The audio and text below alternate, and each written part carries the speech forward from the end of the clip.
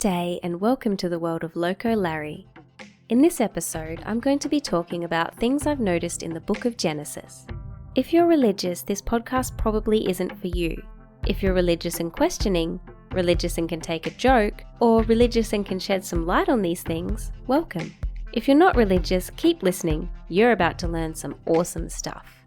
So I want to start with Genesis chapter 1, the creation. Turns out, God created plants before he created the sun. This is described in Genesis chapter 1 verses 11 to 13, where it talks about him making the herbs and the fruit trees. And that was the evening and morning of the third day. But how were there days without sun? And how did the plants survive without the sun to do the photosynthesis thing that plants do? Verse 16 says that God made two great lights, the greater light to rule the day and the lesser light to rule the night. And he made stars also. So the lesser light must be the moon, because it isn't the stars. But the moon isn't a light, it's just a rock that reflects the light of the sun.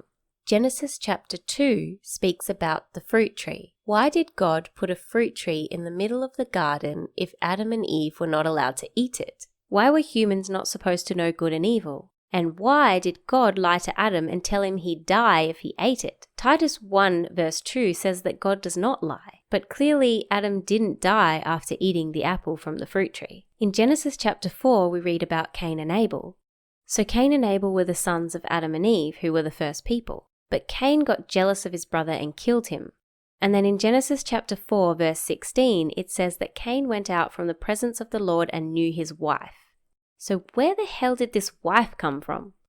Was there someone else out there creating humans that we didn't know about? The next thing in Genesis is Noah. Genesis chapter 6 verse 5 says that God regretted making humans and wanted to destroy them all because they were evil. And for some reason, he also wanted to destroy all the animals because why not kill everything? But in Genesis chapter 8 verse 21, Noah killed some more of the animals that had just been rescued and offered them to God. Then God says he won't kill humans anymore, even though their thoughts are evil. So he killed all living things, not just humans, because humans were evil. But then he immediately decided that men are just evil from youth, so he wouldn't kill all living things. Pity he didn't just realize that from the start. Which makes me wonder, why does God even care about people offering sacrifices of things that he could just whip up so easily? And if he could just make them by saying so, then couldn't he have also just said for them to disappear and they did so, just like Thanos clicking his fingers together? Why did they have to drown and suffer over 150 days? Which brings me to the raven and the dove.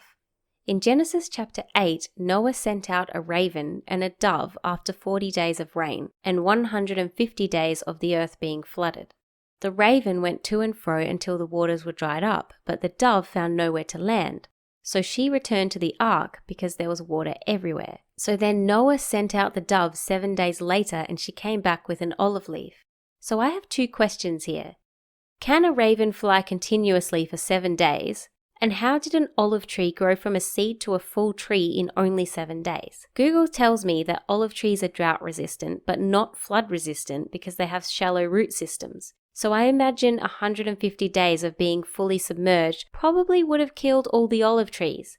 But yet there was suddenly a full tree 7 days later. The next story in the Bible that I want to talk about is Sodom and Gomorrah. It seems like soon after the event of Noah's Ark, God forgot that he didn't care about humans being wicked at heart and he planned another mass killing of all the people in Sodom and Gomorrah. Except this time he wanted to hide it from Abraham. But Abraham made a deal with God that if he could find 10 righteous people in the city, then God would spare it. But that failed. So 2 angels went and visited Abraham's nephew called Lot, and the men of Sodom wanted to rape the angels. So Lot offered his 2 daughters instead, which seems like something a righteous man would do. That was sarcasm, by the way. A man should never offer his daughters to be raped, ever. Anyway, since God had already promised that he would never destroy humans with flood again, and everyone knew about it because of the rainbow, he had to kill them with brimstone and fire instead, sort of like a volcano. But Lot's wife turned to salt because she looked back. And then Lot had sons with his 2 daughters that he had previously offered up to be raped. Sounds like a holy family. The next thing in Genesis is the Tower of Babel. In Genesis chapter 11 verse 6, God was worried that the people with their one language would actually build a tower to reach heaven.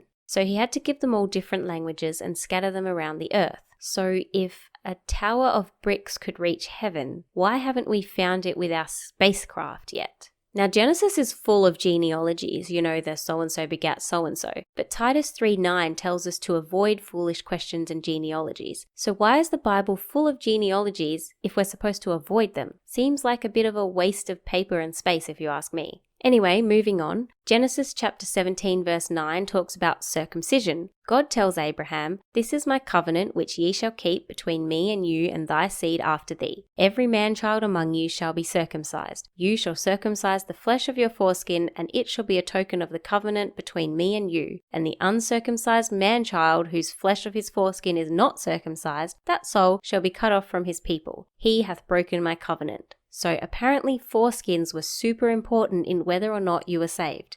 If God hated foreskins so much, why did he create people with them? In verse 23 onwards, it speaks of how Abraham circumcised himself and his family and all the men of the house, including all his slaves. I just imagine him explaining this to them. "All right, everyone, whip out your bits."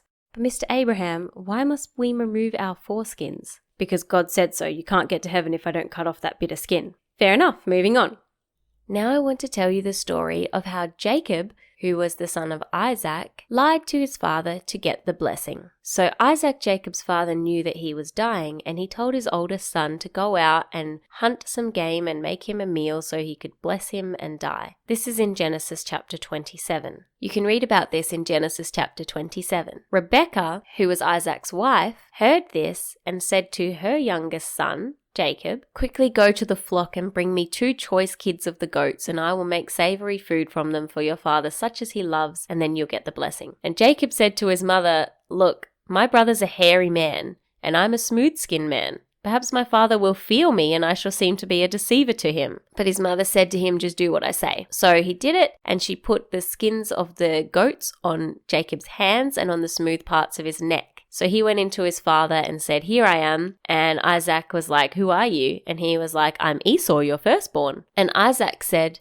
"Please come near that I may feel you, my son, whether you really are my son Esau or not." So Jacob went up to Isaac, and his father felt him, and he was like, "The voice is Jacob's voice, but these are the hands of Esau." And so he trusted the hairiness of the goats over the sound of his son's voice. And so Jacob got the blessing. This was obviously approved by God because later on Jacob then became Israel. So the moral of that story is, it's okay to lie to your parents and steal your siblings' inheritances, a tradition which has been long honoured by humankind for many centuries.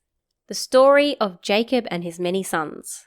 So Jacob met Rachel, who he kissed and told her that he was his uncle. And then she ran and told her father, Laban, who made a deal with Jacob that he would work with him for 7 years and then he could marry Rachel. But at the end of the 7 years, Laban gave Jacob his oldest daughter Leah instead because the oldest one had to marry before the second one. So Jacob had to serve Laban for another 7 years to finally marry his other niece, Rachel. So Jacob now had 2 wives who were both also his nieces. And then God saw that Jacob hated Leah, so he gave Leah a son. And she said, "Now my husband will love me." Anyway, then Rachel got jealous and told Jacob he had to give her children or she'd die. And he got mad, so she gave him her maid, and he got the maid pregnant with guess what? A son. And Rachel said that God had heard her and given her a son, who she apparently got to name, even though it was born to another woman. And then Rachel's maid gave Jacob another son, who Rachel also claimed as her own, which reminds me a lot of The Handmaid's Tale. Watch that show, it's really good. Then Leah decided she would also give Jacob her maid, because 4 sons from her wasn't enough, so this maid also had 2 sons. And then one of Leah's sons found mandrakes, which is a plant, in the field, and Leah sold them to Rachel in exchange for sleeping with Jacob that night. Her exact words to Jacob were, "Thou must come in unto me, for surely I have hired thee with my son's mandrakes." And God gave her another son. So there's a lesson for us about God's views on prostitution. And this whole women having sons thing continued with sons galore. I don't think there's any mention of a daughter. So if you lived in the Genesis times, you had more than a 50% chance of having a boy. I don't know if you know, but in Genesis chapter 28 verse 19, it says that Jacob named a place Bethel because it was called Luz first. And then in Genesis chapter 35 verse 6, it says he came to Luz, which is Bethel, and he built an altar there and called it El Bethel because Bethel wasn't good enough. And then God spoke to him, and in verse 15 it says, Jacob called the name of the place where God spake to him Bethel. So there was a lot of naming of Bethels and renaming of Bethels going on.